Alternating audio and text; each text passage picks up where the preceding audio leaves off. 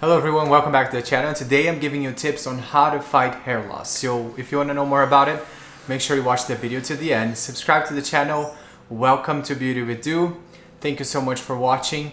And today I decided to do, I don't know if you can tell, but my hair is insane. It's really big. I moved here and now it's like all over. I actually cut a little bit here over the year, but it's really big.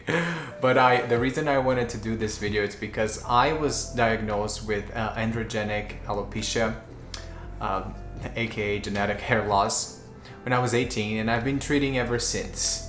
So I wanted to share with you some of the tips and things that I've been doing for the past 12 years now, almost, and to tell you that if you start early, you still have hope. It's a really long journey.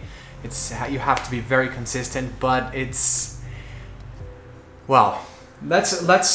first a little bit talk about, I have the products and we're going to talk about all the treatments, but let's first understand what happens and why your hair falls in the first place. There are obviously many reasons, but the main one is because there's a process in the body that converts testosterone into dihydrotestosterone, the famous DHT, and there's an enzyme, 5-alpha reductase, that acts and then makes this process. So one of the treatments that we're going to talk about, it's mainly an inhibitor of this enzyme.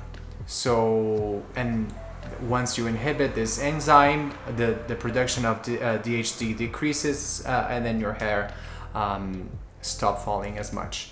But the thing is, once the hair follicle is really dead, there's not much we can do besides transplant, right? So what people usually do, there's this, the donor area stays here below, behind neck, right, over here.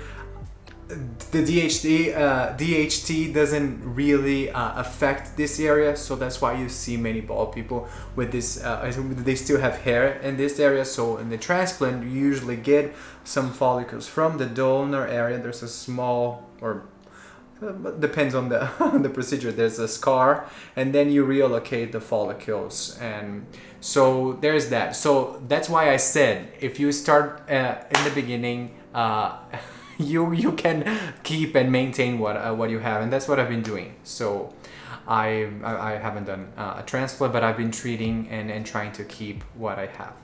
So let's talk about the treatments. And the first one, I can really not mention it, because these first two are definitely the most backed up by research. The first one is Finasteride, 1 milligram a day. I've been taking it for 12 years. There's some side effects from some people. I haven't had any. So, but yeah, it's one tiny pill a day until you desire, basically. But I actually got these at Costco, 1 year of supply for $28. So that was like a super great deal. So if you have a Costco nearby, that's definitely a tip that a provider gave it to me. Just remember, guys, this is just informational only. I'm not prescribing anything. Please check with your doctor if you're eligible, if you're taking everything, especially prescribed medications like this one. But it really, like I said, affects and then reduces the action of this enzyme that causes the production of DHT. So there's not much more to discuss, but this is one of the most well-known treatments for hair loss. The second one is using topical minoxidil. I've been using mostly topical, 5%. I've used the 10%, the 2-gain one, but research is mainly with 5%. I was using Rogaine before I moved here, and now that I'm in Brazil, I got two specific formulas from my doctor here. One is the sulfate based and one is like an oil based one. So that's really just some extra ingredients. I really enjoy them. 1 ml a day, 1 ml during the day and 1 ml at night. This is the way to go, because Sometimes people say, oh, let's just do 2 ml at night, but that really doesn't work because the cycle of the minoxidil is from 6 to 8 hours, so you really want to prolong that. So if you put 2 mLs at once, it really doesn't do the job. But that's also an FDA-approved treatment for hair loss. Remember, there's some differences between hair loss for men and for women. Like I said, just make sure you talk to the doctor before starting any of these treatments. Okay, so tip number 3 is to control your scalp oiliness and dandruff. Especially now with the longer hair, it gets, and stress and stuff, it gets a little, I get a little bit of dandruff and then increased oiliness. So you want to prevent that because that damages the hair follicle, and then it speeds up the the hair loss. So we don't want that. I've been using ketoconazole 1% shampoo. This is very straightforward.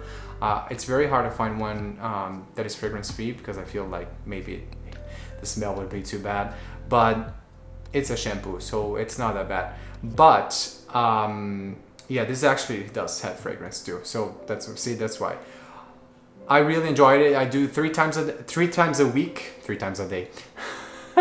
3 times a week, and I alternate with my simple, straightforward shampoo. I've been using one from Vani Cream or one from Polish Ice. Very straightforward, fragrance-free shampoo. But that's really important to control the oiliness in the scalp.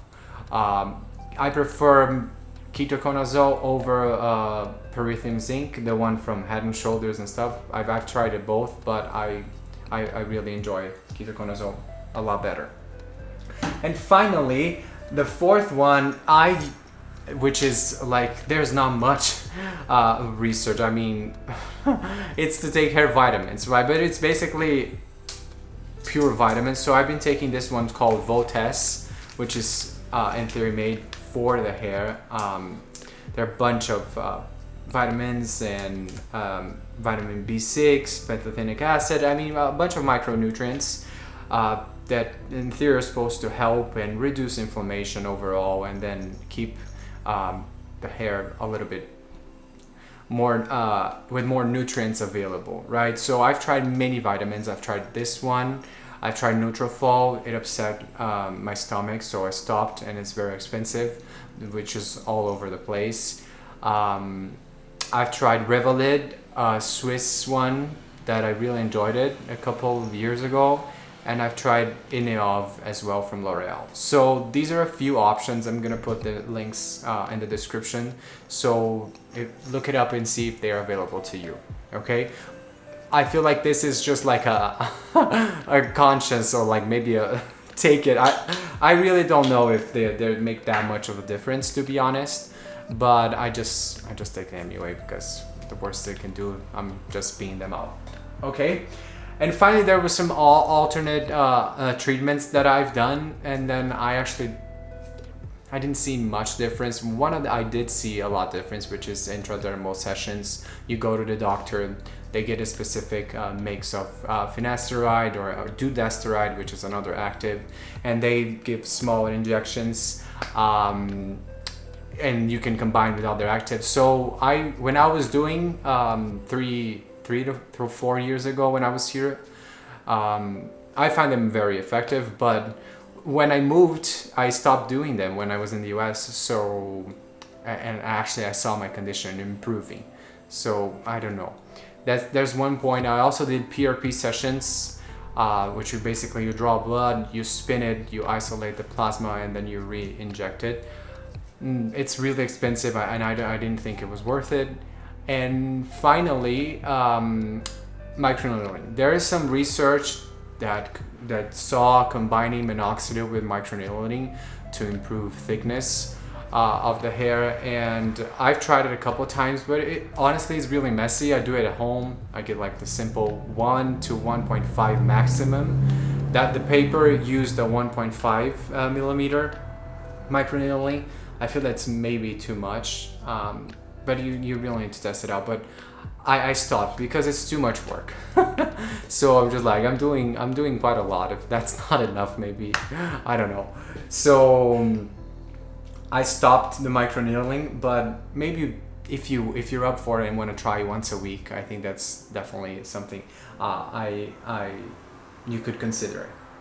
And finally, my final tip, besides these extras, is food. I've definitely seen an improvement in hair once I started eating even more healthy, like decreasing my overall inflammation, because inflammation definitely affects many processes of the body. So I've decreased gluten intake, lactose. I've been taking turmeric every day, like a little bit of raw turmeric with black pepper.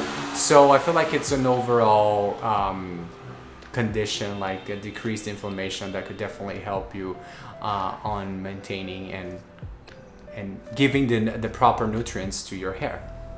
So let me know in the comments if you have any issues with hair loss. I know many of men do. So what do you do to fight it? And if you find them useful, give it a thumbs up, and I'll see you guys next time. Thanks so much for watching.